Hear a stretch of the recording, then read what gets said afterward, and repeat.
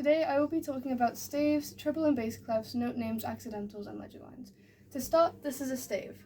A stave has 5 lines and 4 spaces. We use this to annotate music.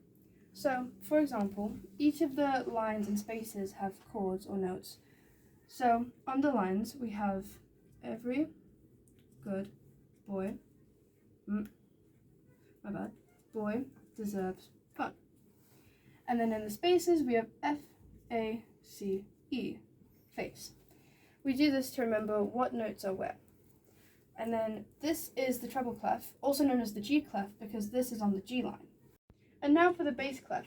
The bass clef is lower than the treble clef.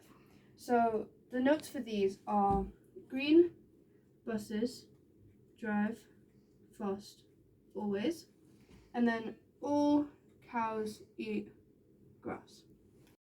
So now I'm going to talk about accidentals.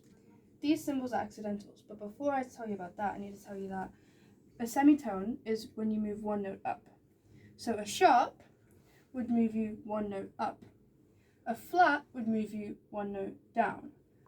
And a natural would stop that.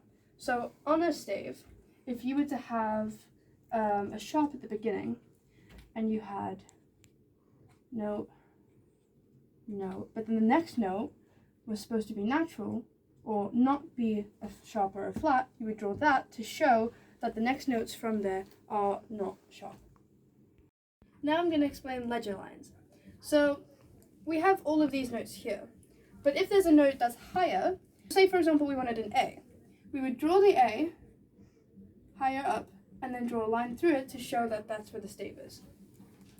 However, for bass, if you wanted to do, say, an E, you would draw it below and draw a line through it to show that that's where that is.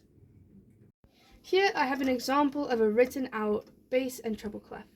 So on the treble clef we have the notes C, E, A, which is here.